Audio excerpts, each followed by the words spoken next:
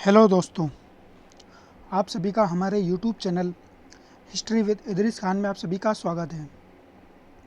दोस्तों, जैसे कि आप सभी को पता है, हमारे यूट्यूब चैनल पर हिस्ट्री के जो मोस्ट इम्पोर्टेंट टॉपिक होते हैं, जिनसे एग्ज़ाम में बार बार क्वेश्चन पूछे जाते हैं। अगर एग्ज़ाम की बात करें हम NT UGC net, TGT, PGT या अदर स्टेट के जो भी एग्ज़ाम होते हैं, उन सभी एग्ज़ामों में उन टॉपिकों से बार बार क्वेश्चन देखने को मिलते हैं। और दोस्तों, वो क्वेश्चन हमारे या तो कॉन्सेप्ट क्लियर ना होने की वजह से या हमारे कंफ्यूज होने की वजह से गलत हो जाते हैं। हमारा मकसद यही है कि जो क्वेश्चन आपके एग्ज़ाम में बार बार क्वेश्चन पूछे जाते हैं, हम उन सभी टॉपिक को बहुत ही आसान भाषा में ट्रिक के माध्यम से या इजी वे में समझाने की कोशिश करते हैं। इसके लिए हमने कई सारे वीडियो ऑलरेडी हमारे यूट्यूब चैनल पर अपलोड कर दिए हैं, जिनको अगर आप देखना चाहते हो तो प्ले लिस्ट में जाकर आप देख सकते हो। और उन वीडियो की अगर इम्पोर्टेंसी की अगर बात करें तो हम हाल ही में जो हमारा NT UGC नेट का एग्ज़ाम हुआ फरवरी वाले, उसमें लगभग 30 से 35 वीडियो डली हुई थी। तब उस समय 10 से 15 क्वेश्चन उस वीडियो से उन सभी वीडियो से देखने को मिले थे और कई सारे दोस्तों को वहाँ से काफ़ी ज़्यादा हेल्प मिली थी। तो आप सभी को उन वीडियो को ज़रूर देख लेना चाहिए। इसके अलावा अगर आप चैनल पर नए हो तो चैनल को ज़रूर सब्सक्राइब कर ले और बेल आइकन को भी प्रेस कर ले, क्योंकि यहाँ पे आपको हिस्ट्री से रिलेटेड काफ़ी ज़्यादा इंपॉर्टेंट वीडियो मिलती रहेंगी। इसके अलावा अगर हम आज के वीडियो की बात करें दोस्तों, तो आज का वीडियो बहुत ही ज़्यादा इंपॉर्टेंट रहने वाला है, जिसके अंदर हम इब्ने बतूता के बारे में बात करेंगे, इसकी पुस्तक रहला के बारे में बात करेंगे और किस तरीके से भारतीय समाज के बारे में इसने उल्लेख किया है अपने ग्रंथ के अंदर, कैसे दिल्ली सल्तनत के बारे में इसने जानकारी प्रदान की है, किस तरीके से भारत की शिक्षा व्यवस्था के बारे में इसने जानकारी दी है। इन सभी बातों के ऊपर आज हम विस्तार से बात करेंगे। और एक दो क्वेश्चन हमने इसमें ऐड भी किए हैं, जो क्वेश्चन PYQ के रूप में PGT वगैरह एग्ज़ाम में आ चुके हैं। तो दोस्तों, आज का वीडियो बहुत ही ज़्यादा इंपॉर्टेंट है। आज के इस वीडियो के माध्यम से आपके जो भी डाउट है, जो भी कन्फ्यूजन है, आपके पूरे आज के वीडियो में क्लियर होने वाले हैं। तो बिना समय गंवाए चलते हम हमारी स्लाइड के ऊपर, जहाँ हम इस टॉपिक को बहुत ही अच्छी तरीके से डिस्कस करेंगे। तो दोस्तों, जैसे कि स्लाइड के ऊपर आ चुके हैं, तो आज के इस वीडियो के अंदर हम इब्ने बतूता का जो भारत वृत्तांत है, जिसने अपनी पुस्तक लिखी है रहला, उसके अंदर सारी भारत के बारे में जानकारी दी है, अपने यात्रा के बारे में जानकारी दी है, उसने भारतीय प्रशासन के बारे में जानकारी दी है, जिस समय वो आया था तुगलक वंश का शासन था, उसके बारे में जानकारी दी है। इसके अलावा भारत के अंदर शिक्षा व्यवस्था जो थी, उसके बारे में भी पर्याप्त जानकारी दी है। तो इन सभी बातों को आज के वीडियो के अंदर हम समझेंगे और बहुत ही आसान भाषा में ये सारी चीज़ें आपकी क्लियर होने वाली है। तो सबसे पहले बात कर लेते हैं दोस्तों इब्ने बतूता की। तो ये आपको फ़ोटो दिखाई दे रहा होगा, ये इब्ने बतूता की पेंटिंग है। आपको अगर कहीं से भी अगर कोई क्वेश्चन अगर आपके माइंड में आए, तो ये पेंटिंग आपको माइंड में आ जाना चाहिए, जिससे आपको क्वेश्चन सोल्व करने में काफ़ी ज़्यादा हेल्प मिल सकती है। इसके अलावा दोस्तों, यहाँ पे ये मैप दे दिया गया किस तरीके से इसने अफ्रीका से तो भारत की यात्रा की थी। तो यह उत्तरी अफ्रीका से होते हुए इस तरीके से ये सीरिया वगैरह, यमन और इराक, ईरान होते हुए ये भारत के अंदर प्रवेश करता है। तो ये सारी यात्रा दी है और भारत से ही फिर इसकी यात्रा मालाबार होते हुए ये चीन चला जाता है। चीन में भी इसने राजदूत के रूप में कार्य किया था। तो ये सारी यात्रा इसके बारे में दी गई है। आप वीडियो को रोककर ये सारी यात्रा को आप समझ सकते हो, किस तरीके से इसने भारत के अंदर ये यात्रा देख सकते हो आप। ये चीन या जाने का ये रूट इसका दिया गया है। इस तरीके से इसने भारत की यात्रा की थी दोस्तों। और ये अरब व्यापारियों के जो ऊँट होते हैं, उनके ऊपर सवार होकर भारत आया था दोस्तों। सबसे पहले हम परिचय की बात कर लेते हैं दोस्तों। इब्ने बतूता का जो परिचय है, सामान्य परिचय की अगर बात करें, तो इसका अगर मूल नाम की अगर देखें तो मूल नाम क्या था इसका, अबू अब्दुल्ला मुहम्मद। तो ये मोस्ट इंपॉर्टेंट फैक्ट है दोस्तों। आपसे एग्जाम में अगर क्वेश्चन उठा के पूछ लिया जाएगा कि निम्नलिखित में से किसका मूल नाम अबू अब्दुल्ला मुहम्मद था, और ऑप्शन दे दिए बरनी, इसामी, खुसरो, इब्ने बतूता, तो आप उलझ जाओगे। तो इसको याद रखना है दोस्तों। एक तो इसका नाम याद रखना है आपको, और एक अमीर खुसरो का नाम याद रखना है दोस्तों। ये दोनों नाम आपके जो मूल नाम है, बहुत ही ज़्यादा इंपॉर्टेंट माने जाते हैं। तो अबू अब्दुल्ला मोहम्मद किसका मूल नाम था दोस्तों, इब्ने बतूता का मूल नाम था। जो जिस नाम से मतलब इब्ने बतूता फेमस हुआ है भारत के अंदर, वो इब्ने बतूता का नाम जो मूल था अबू अब्दुल्ला था। और इब्ने बतूता अगर उसका देखा जाए तो दोस्तों इब्ने बतूता उसके कुल का नाम था, मतलब जिस कुल से ये आया था उस कुल का नाम इब्ने बतूता था और इसी नाम से भारत के अंदर ये फेमस हो जाता है। इसके बाद अन्य नाम की अगर बात करें दोस्तों तो भारतवर्ष में मौलाना बदरुद्दीन के नाम से सबसे ज़्यादा इसकी चर्चा चलती थी। मतलब ये जिस समय भारत में ये रहता था तो उस समय इसको मौलाना बदरुद्दीन के नाम से जाने जाते थे। और ये काजी के पद पे नियुक्त हुए थे तो कई सारे लोगों की इन्होंने तलाक वगैरह करवाई है, कई सारे लोगों के निकाह करवाए हैं, तो इस वजह से इनको मौलाना बदरुद्दीन कहा जाता था। इसके अलावा दोस्तों पूर्वी देश में इसको जिस जगह से आया था, जैसे कि अरब कंट्री जो है इसको पूर्वी देश कहा जाता है, तो वहाँ के जो पूर्वी देश थे, पूर्वी देश मतलब भारत वाला जो इलाका था उसी इन पूर्वी देशों में शेख शमशुद्दीन कहा जाता था। पूर्वी देश में मतलब पाकिस्तान हो गया, अफगानिस्तान हो गया, सीरिया हो गया, यूनान हो गया, यहाँ पे इसको शेख शमशुद्दीन कहा जाता था दोस्तों। तो ये आपके मूल नाम हो गए। अबू अब्दुल्ला इसका मूल नाम है, भारतवर्ष में मौलाना बदरुद्दीन कहा जाता था और पूर्वी देश में इसको शेख शमशुद्दीन कहा जाता था। तो ये 3 चीज़ें आपको याद रखनी है। इसके बाद बात करें दोस्तों इसके जन्म की, तो जन्म इसका उत्तरी अफ्रीका के मोरक्को के तंजीर में हुआ था दोस्तों। तो तंजीर एक इलाका था मोरक्को में, और मोरक्को जो है एक देश है अफ्रीका महाद्वीप के अंदर दोस्तों। इस तरीके से आपको कंफ्यूज नहीं होना है कि अगर आपसे पूछ लिया जाए कि इब्ने बतूता मतलब किस द्वीप कहाँ से आया था, तो आपसे ऑप्शन में दे दिया जाएगा कि अरब यात्री था, दूसरा ऑप्शन दे दिया जाएगा कि ईरानी यात्री था, तीसरा दे दिया जाएगा अफ्रीकी यात्री था, चौथा दे दिया जाएगा यूनानी यात्री था। तो आपको याद करके लगाना है कि अफ्रीकी यात्री था दोस्तों। तो अफ्रीका में भी कौन सा इलाका, उत्तरी अफ्रीका के मोरक्को जो एक देश है वहाँ से तंजीर नामक इलाके से ये आया था। उत्तरी अफ्रीका याद रखना है दोस्तों। इस टाइप का क्वेश्चन पीजीटी के अंदर आ चुका है, उत्तरी अफ्रीका, दक्षिणी अफ्रीका, पूर्वी अफ्रीका, पश्चिमी अफ्रीका, तो ये आपको उत्तरी अफ्रीका याद रखना है। इसके बाद दोस्तों इसके विशेष की अगर बात करें तो ये मध्य युग का सबसे बड़ा यात्री था। ये मोस्ट इंपोर्टेंट फैक्ट है दोस्तों। मध्य युग में मतलब जो हमारा मध्यकाल चलता है भारत के अंदर, उस मध्यकालीन यात्रियों में जितने भी यात्री आए हैं उन सभी यात्रियों में सबसे बड़ा यात्री था। मतलब इसने काफ़ी ज़्यादा कंटेंट दिया है और काफ़ी समय तक भारत के अंदर रुका हुआ है, लगभग 14 वर्ष भारत के अंदर रुका है। तो इस हिसाब से इसको मध्य युग का सबसे बड़ी यात्री कहा जाता है भारत के संदर्भ में। इसके बाद बात कर लेते हैं दोस्तों इनकी पुस्तकों के बारे में। तो मेहंदी हुसैन ने उसे यात्री विद्यार्थी की संज्ञा दी है। तो यात्री विद्यार्थी की संज्ञा क्यों दी है दोस्तों, क्योंकि ये जहाँ भी गया है वहाँ भी ये नई नई चीज़ें सीखने में काफ़ी ज़्यादा रुचि रखता था, काफ़ी ज़्यादा इंटरेस्ट था। तो ये घूम फिर कर सीखा करता था। तो घूम फिरने की वजह से इसको यात्री विद्यार्थी की संज्ञा किसने दी है, मेहंदी हुसैन ने दी है। इब्ने बतूता भारत में कुल 14 वर्ष रहा है, जिसमें 8 वर्ष अकेले दिल्ली के अंदर रहा है। तो ये मोस्ट इंपोर्टेंट है दोस्तों कि भारत के अंदर कितने वर्ष की यात्रा की इसने, 14 वर्ष की है, जिसमें 8 वर्ष तो ये अकेले दिल्ली के अंदर रहा है। इसके बाद अगले बात कर लेते हैं दोस्तों इसकी मृत्यु। तो मृत्यु इसकी 73 वर्ष की अवस्था में ये जब अरब चला जाता है, अरब देश में इसकी मृत्यु हो जाती है। इसके बाद दोस्तों इसकी पुस्तक का नाम मोस्ट इम्पोर्टेंट है, ये पुस्तक इसकी रहला है और इसकी भाषा कौन सी है, अरबी भाषा में लिखी गई हुई है। आपको ये कंफ्यूज नहीं होना है कि तुर्की है या फ़ारसी है या उर्दू है, तो ये भाषा जो है इसकी अरबी है, ये आपको याद रखना है। क्योंकि अरब देश के अंदर जितनी भी पुस्तकें लिखी जाती थी वो सभी अरबी भाषा में लिखी जाती थी, ये याद रखना है।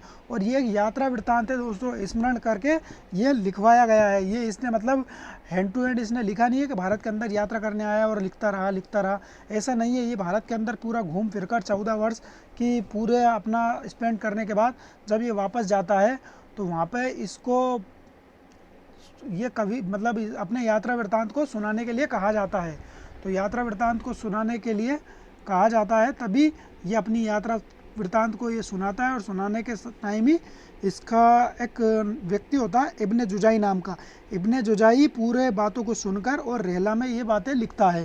तो ये आपको कंफ्यूज नहीं होना है दोस्तों, रहला का जो लेखन किया है वो इब्ने जुजाई ने किया है। मतलब पुस्तक इब्ने बतूता की है, पर इब्ने बतूता ने अपने पूरे संस्मरण को सुनाया है। और काफ़ी ज़्यादा जब ये बूढ़ा हो जाता है और शायद इसको दिखाई भी नहीं देता है उस समय, तब वो अपने स्मरण शक्ति के द्वारा भारत के बारे में सारी घटनाओं के बारे में जानकारी देता है और उसको इब्ने जुजाई के माध्यम से इसको लिख लिया जाता है इन श्रुति लेखों को, और उसी को ही रहला कहा जाता है। इसके बाद गिब एंड रेवेंड एंड सीली ने रहला का अंग्रेजी अनुवाद किया है। ये आपको याद रखना है, गिब नाम का आपको याद रख लेना है कि अंग्रेजी अनुवाद किसने किया है, तो अंग्रेजी अनुवाद गिब एवं रेवेंड ने किया है। और द रहला ऑफ इब्न बतूता के लेखक मेहंदी हुसैन है। तो मेहंदी हुसैन ने ही द रहला ऑफ इब्न बतूता के नाम से एक पुस्तक का रचना और की है, ये भी आपको याद रखना है। इसके बाद इस्लामी धर्मशास्त्र एवं विधि शास्त्र विशेषज्ञ, तो ये इस्लामी धर्मशास्त्र भी था और विधि शास्त्र भी था और ये विशेषज्ञ था इन सब चीज़ों का। तो इब्न बतूता 1325 ईस्वी में 21 या 22 वर्ष की अवस्था में गुरुवार को घर छोड़ दिया दोस्तों। तो इसको एक ख्वाब आता है कि मुझे भारत की तरफ जाना है, मतलब पूर्वी देशों की तरफ जाना है। तो जब इसको ख्वाब आता है तो ख्वाब आने के बाद ही दूसरे दिन, ये गुरुवार के दिन अपना घर छोड़ के निकल जाता है 1325 ईस्वी में, और घूमते घूमते घूमते घूमते ये भारत पहुंच जाता है। इस तरीके की इसकी यात्रा होती है। यात्रा वृत्तांत की अगर बात करें दोस्तों, तो ये 1333 ईस्वी में स्थल मार्ग से सिंध पहुंचता है और उसके एक साल बाद 1334 में वो दिल्ली पहुंच जाता है। तो 1325 में निकला था और 1334 में ये भारत के अंदर पहुंचा है। तो कुल 9 साल की यात्रा इसने की है भारत पहुंचने में, और उसके बाद 14 वर्ष ये भारत के अंदर रहा है, जिसमें 8 वर्ष दिल्ली के अंदर रहा है। और ये 21 वर्ष की उम्र में ये आया था निकल कर, और ये 14-15 वर्ष घूम घाम कर ये फिर जाता है। इसके बाद दोस्तों मुल्तान से दिल्ली आते समय इसको डाकुओं का हमला का भी शिकार हो गया था। तो डाकुओं ने इसको पकड़ लिया था, जैसे कि चीनी यात्रियों को भी पकड़ा गया था, फैयान और रेनसांग को, तो इसी तरीके से इसको भी पकड़ लिया गया था। मोहम्मद बिन तुगलक के साम्राज्य के लिए हिंद एवं सिंध शब्द का प्रयोग किया है। ये मोस्ट इंपोर्टेंट फैक्ट है दोस्तों, आपसे क्वेश्चन पूछ लिया जाएगा कि MBT यानी कि मोहम्मद बिन तुगलक के साम्राज्य को हिंद एवं सिंध शब्द के लिए किसने प्रयोग किया है, तो आपको बताना है इब्न बतूता ने किया है। वहाँ पे बरनी, इसामी, ये खुसरो वगैरह ये सब नाम दे दिए जाएंगे, तो आपको याद रखना है हिंद एवं सिंध का जो प्रयोग किया है वो इब्न बतूता ने किया है। इसके बाद मोहम्मद बिन तुगलक के बारे में और क्या जानकारी दिया है दोस्तों। मोहम्मद बिन तुगलक ने 5000 दीनार प्रति वर्ष के वेतन देने, मतलब इसकी जो सैलरी थी 5000 प्रति वर्ष, मतलब साल के 5000 रुपये देने की सैलरी के थ्रू इसको दिल्ली का काजी बनाया गया, और साथ में मुबारक खिलजी द्वारा स्थापित धर्मदाय के प्रबंधक के रूप में मुबारक खिलजी के मकबरे का मुतवल्ली यानी कि रखवाली करने वाला चौकीदार बनाया गया है। तो दोस्तों इसको सैलरी कितनी दी गई है, 5000 की सैलरी दी गई, जिसमें एक तो काजी बनाया गया है, दूसरा इसको धर्मदाय का प्रबंधक बनाया गया है, और तीसरा इसको मकबरे का, जो मुबारक खिलजी था, खिलजी वंश का शासक, उसके मकबरे का रखवाली वाला यानी कि मुतवल्ली चौकीदार बनाया गया है। तो 3 पोस्ट के लिए इसको 5000 प्रति वर्ष दीनार दिए जाते थे, ये आपको याद रखना। और ये किसके समय की बात है दोस्तों, मोहम्मद बिन तुगलक के समय की बात है, और मोहम्मद बिन तुगलक के समय ये भारत के अंदर आया था। इसके बाद इस पद पर वह 8 वर्ष रहा, परंतु भ्रष्टाचार के आरोप के कारण उसको जेल में डाल दिया गया। तो दोस्तों 8 वर्ष तक इसने खूब बढ़िया मौज उड़ाई इन पद पर रहने के बाद। जब इसके ऊपर भ्रष्टाचार के आरोप लगे तो मोहम्मद बिन तुगलक के समय ही इसको उठा के जेल के अंदर डाल दिया जाता है। तो ये 8 वर्ष आपको समझ में आ गए होंगे कि दिल्ली के अंदर ये किस तरीके से रहा। तो ये नौकरी की थी इसकी 8 वर्ष तक की, तभी ये दिल्ली के अंदर 8 वर्ष रहा है। इसके बाद दोस्तों 1341 के अंदर अब मोहम्मद बिन तुगलक क्या करता है, इसको राजदूत बनाकर चीन भेज देता है इसको। तो चीन जब ये भेजता है तभी रास्ते के अंदर ये मालदीव में रुकता है, और मालदीव में 16 से 18 महीने तक ये काजी के पद पर रहता है। तो दोस्तों ये याद रखना आपको, काजी के पद पर ये कहाँ रहा था, तो मालदीव के अंदर रहा था। और चीन राजदूत किसने बना के पहुँचाया था इसको, मोहम्मद बिन तुगलक ने राजदूत बनाकर पहुँचाया था चीन के दरबार में। और जब ये राजदूत बनाकर पहुँचाता है तो चीन का दरबार भी अपने राजदूतों को मोहम्मद बिन तुगलक के दरबार में पहुँचाया जाता है। तो आपको NT-UGC नेट के अंदर एक क्वेश्चन आया था अभी हाल ही में, उसमें पूछा भी गया था कि कौन सा सुल्तान, या मतलब कौन सा सुल्तान था जिसके संबंध विदेशियों से थे। तो विदेशियों से संबंध आपको समझ में आ रहे होंगे कि मोहम्मद बिन तुगलक के संबंध चीन से भी थे। तो चीन के अंदर राजदूतों को पहुँचाया गया, ईरान भी पहुँचाया गया, अफगानिस्तान, अरब वगैरह सब दूर ये मोहम्मद बिन तुगलक के समय पहुँचाए जाते थे। इसके बाद दोस्तों इब्न बतूता ने दिल्ली को इस्लामी दुनिया, ये मोस्ट इंपोर्टेंट फैक्ट है दोस्तों, ये स्टेटमेंट उठा के पूछ लिया जाता है कई सारे एग्जाम में, ये इस टाइप का स्टेटमेंट देखने को मिलता है। इब्न बतूता ने दिल्ली को इस्लामी दुनिया के पूर्वी हिस्से का सबसे बड़ा शहर, तो मतलब इस्लामी दुनिया जो होती है अरब कंट्री, उन सभी की दुनिया का पूर्वी हिस्सा जो है भारत है, तो भारत का जो सबसे बड़ा शहर है उसको दिल्ली को बताया गया है। इसके बाद संसार की सबसे बड़ी व्यापारिक मंडी भी दिल्ली को बताई गई है, तो ये मोस्ट इंपोर्टेंट फैक्ट माना जाएगा। इसके बाद दोस्तों उसके अनुसार दिल्ली के 28 द्वार थे, जिसमें बदायूं द्वार सबसे बड़ा था, दूसरा, मांडवी दरवाजे के भीतर अनाज मंडी तथा गुल दरवाजे के बगल में फलों का बगीचा था। तो ये 3 इंपॉर्टेंट बातें बताइए दोस्तों। दिल्ली के अंदर 28 द्वार थे, जिसमें बधाई द्वार सबसे बड़ा था, मांडवी दरवाजे के पास अनाज मंडी लगती थी और गुल दरवाजे के बगल में फलों का बगीचा था। तो ये 3 चीज़ें आपको याद रखना है। इसका उल्लेख किसने किया है? मोहम्मद बिन तुगलक ने किया है। इसके बाद अगले फैक्ट की बात कर लेते हैं दोस्तों। इब्ने बतूता ने इल्तुतमिश की न्यायप्रियता के विषय में बताया दोस्तों। तो इल्तुतमिश के बारे में क्या कहा है कि इल्तुतमिश जो शासक था, गुलाम वंश का वास्तविक संस्थापक माना जाता है, उसका कार्यकाल जो होता है 1210 से लेकर 1236 तक रहता है। तो वो अपनी सबसे ज़्यादा न्यायप्रियता के लिए फेमस रहता है। तो न्यायप्रियता के बारे में क्या जानकारी देता है कि इल्तुतमिश के महल के सामने 2 शेर की मूर्तियाँ लगी रहती है, संगमरमर की शेर की मूर्ति, और उनके गलों के अंदर घंटी लगी हुई थी। तो जिस भी फरियादी को अपनी न्याय की ज़रूरत पड़ती है, अपने को न्याय मांगना था, वो इन घंटियों को आकर बजा देता था और इन घंटियों को बजाने के बाद ही सुल्तान आ जाता था और सुल्तान उसको न्याय प्रदान करता था। तो इस बात का उल्लेख किसने किया है? इब्ने बतूता ने किया है। इसके बाद वो कुतुब मीनार की सीढ़ियों के बारे में बताता है। कुतुब मीनार की सीढ़ियाँ इतनी चौड़ी है कि उसके ऊपर हाथी चढ़ जाए। तो हाथी चढ़ जाए इतनी बड़ी सीढ़ियों के बारे में किसने कहा है दोस्तों? इब्ने बतूता ने कहा है। किसके बारे में कहा है? कुतुब मीनार के बारे में। और कुतुब मीनार की अगर हम बात करें दोस्तों, तो कुतुब मीनार की नींव किसने रखी थी? कुतुबुद्दीन ऐबक ने रखी थी। और किसकी याद में रखी थी? कुतुबुद्दीन बख्तियार काकी, जो चिश्ती संप्रदाय के काफ़ी ज़्यादा फेमस संत थे, जो निजामुद्दीन औलिया के, जो मोइनुद्दीन चिश्ती के शिष्य माने जाते हैं, और ये दिल्ली के अंदर स्थित है। इसको कंप्लीट किसने करवाया था कुतुब मीनार को? तो ये इल्तुतमिश ने कंप्लीट करवाया था। फिर फिरोज़ तुगलक के समय, जैसे मोहम्मद बिन तुगलक के समय बिजली गिरती है और फिरोज़ तुगलक के समय बिजली गिरती है। तो फिरोज़ तुगलक के समय सबसे ज़्यादा बिजली गिरती है, तो उसकी 1 मंजिला, जो मतलब 4 मंजिला रहता है, 1 मंजिल, 2 मंजिल, 3 मंजिल, 4 मंजिल, तो ये 4 मंजिल टूट जाती है दोस्तों। तो ये 4 मंजिल जब टूट जाती है, फिरोज़ तुगलक के समय, कुतुब मीनार के बारे में बात कर रहा हूँ दोस्तों, तो ये 4 मंजिल को बनवाता है और 4 मंजिल के ऊपर 1 मंजिल और बनवा देता है। तो इस तरीके से 5 मंजिल कुतुब मीनार हो जाता है फिरोज़ तुगलक के समय। तो ये चीज़ें आपकी क्लियर हो गई होगी। इसके बाद दोस्तों गयासुद्दीन तुगलक के बारे में क्या बताता? गयासुद्दीन तुगलक के मकबरे के विषय में कहता है कि सूर्य उदय के समय ये इतनी तेज़ी से चमकता था कि कोई व्यक्ति टकटकी लगाकर इसे नहीं देख सकता था। ये मोस्ट इंपॉर्टेंट फैक्ट है दोस्तों। ये स्टेटमेंट एग्ज़ाम के अंदर पूछ लिया जाएगा और आप कंफ्यूज हो जाओगे, अमीर खुसरो लगा दोगे, क्योंकि ये सारी चीज़ें आपको कंफ्यूज करती है। स्टेटमेंट काफ़ी ज़्यादा इंपॉर्टेंट होते हैं और NTA UGC नेट की अगर बात करें तो स्टेटमेंट काफ़ी ज़्यादा पूछे जाते हैं, तो ये आपको याद रखना है। बर्नी के स्टेटमेंट, अमीर खुसरो के स्टेटमेंट और इब्ने बतूता के स्टेटमेंट काफ़ी ज़्यादा फेमस है। और कुछ यूनिक स्टेटमेंट होते हैं, जैसे कि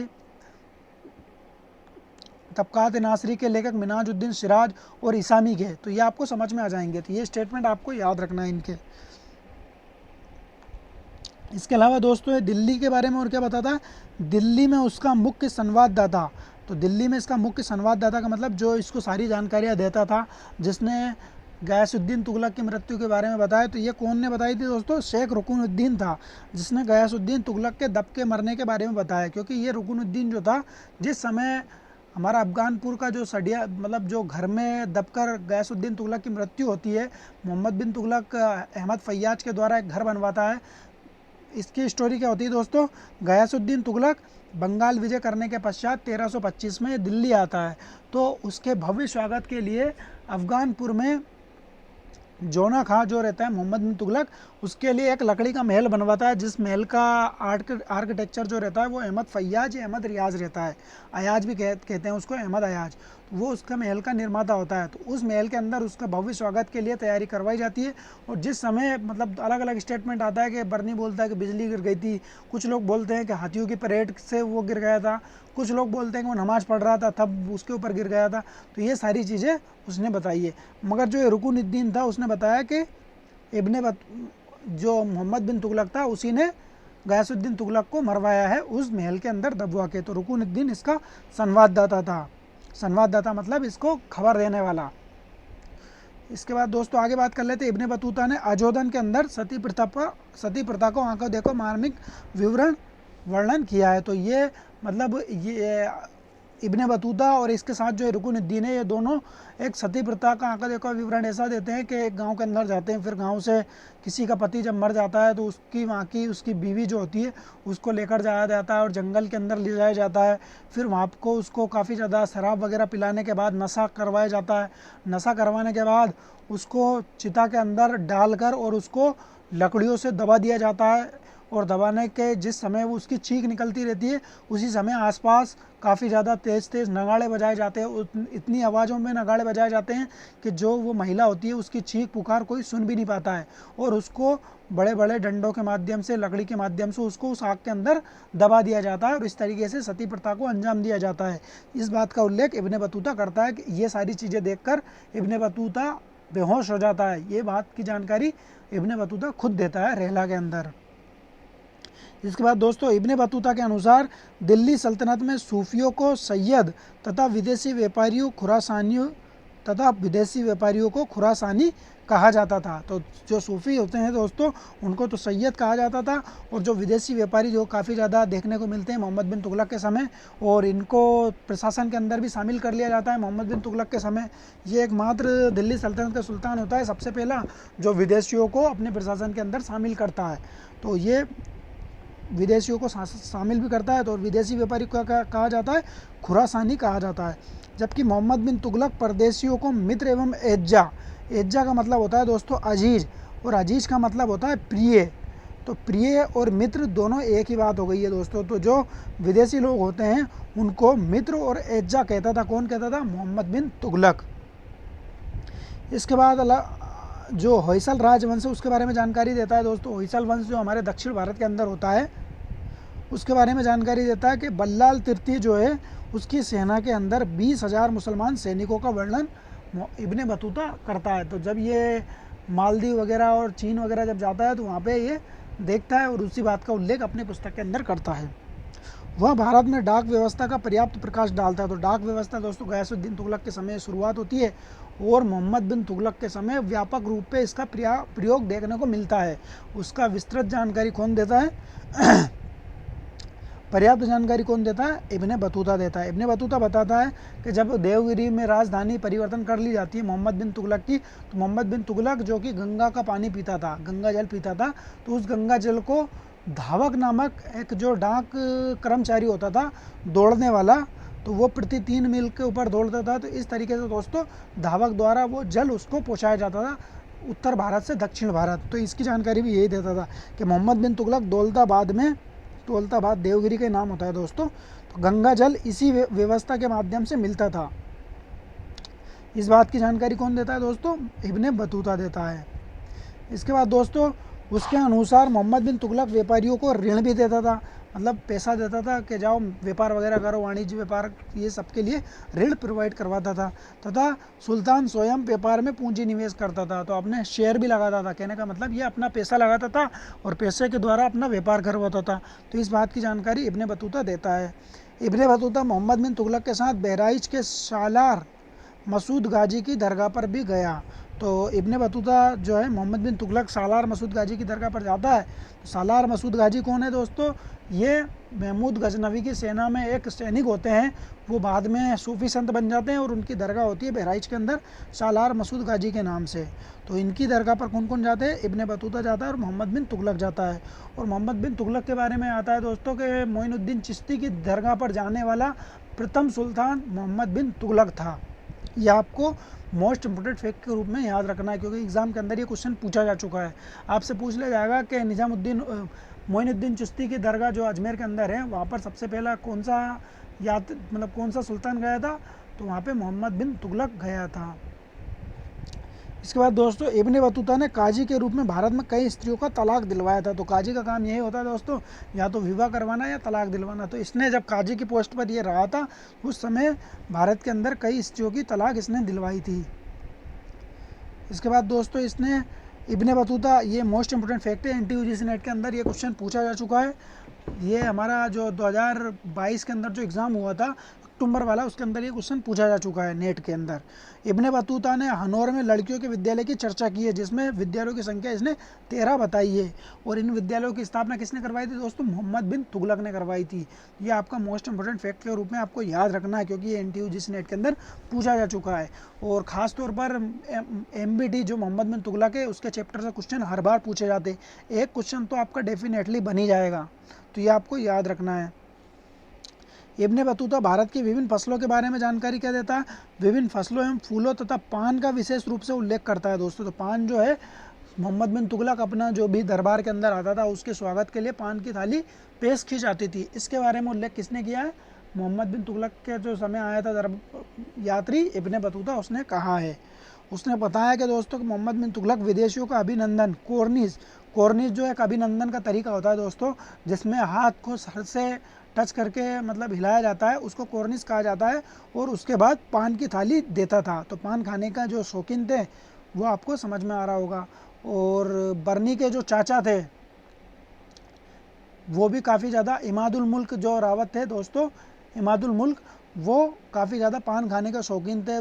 जो अलाउद्दीन खिलजी के दरबार में रहते थे, तो वो लगभग 4-5 जो दास थे उनको पान बनाने के लिए ही रख रखा था उन्होंने। तो ये आपको याद रखना है कि बर्नी के जो नाना जी थे वो काफ़ी ज़्यादा पान खाते थे।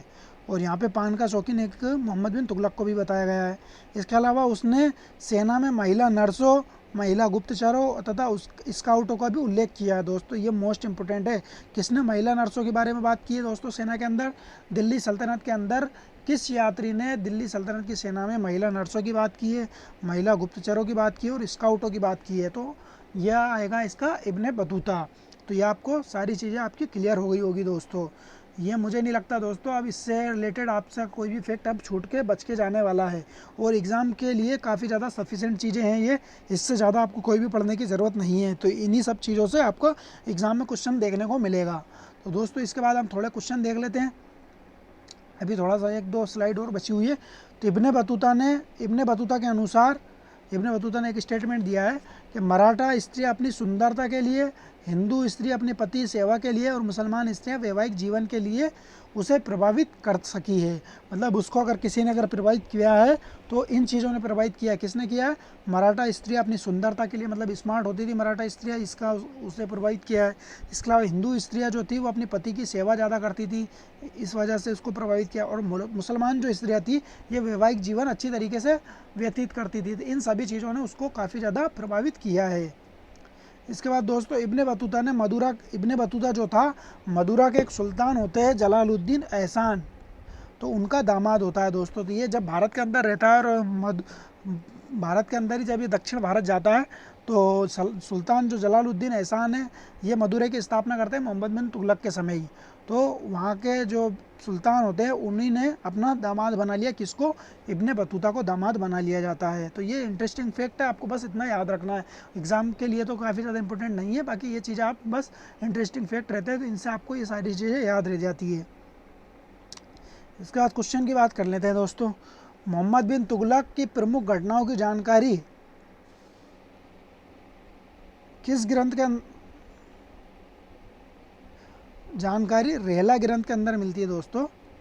यहाँ पे टाइपिंग मिस्टेक है थोड़ी। रेहला ग्रंथ में मिलती है, जो किस भाषा में लिखी गई थी? तो दोस्तों PGT परीक्षा 2021 के अंदर क्वेश्चन पूछा जा चुका है। तो रेहला की यहाँ पे भाषा पूछी गई है। तो पहली है यहाँ पे तुर्की, दूसरा है अरबी, तीसरा है फ़ारसी, चौथा है उर्दू। तो दोस्तों इसका राइट आंसर अगर देखा जाए तो राइट आंसर इसका अरबी माना जाएगा, क्योंकि हमने देखा था दोस्तों जब ये अरब जाता है तो अरब के अंदर इब्ने जुजाई जो होता है इसके स्रोतों को सुनता है और सुनने के बाद रेहला की वो रचना करता है। तो इस हिसाब से दोस्तों इसका राइट आंसर अरबी माना जाएगा। इब्ने बतूता किस क्षेत्र से भारत आया था? तो किस क्षेत्र से भारत आया था? पूर्वी अफ्रीका, पश्चिमी अफ्रीका, उत्तरी अफ्रीका, दक्षिणी अफ्रीका।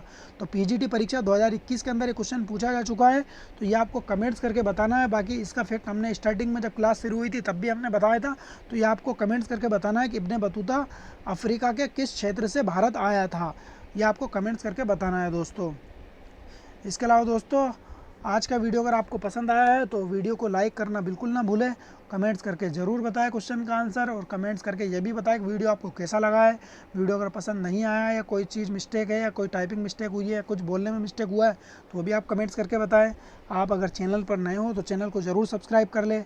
इसके अलावा दोस्तों आप हमारे टेलीग्राम चैनल इतिहासनामा और हमारा ग्रुप है एक, जिसका क्यूज़ वगैरह सभी चीज़ें होती है, टेस्ट वगैरह वहाँ पे एजुकेशन हब के नाम से, वहाँ पे आप ज्वाइन कर सकते हो।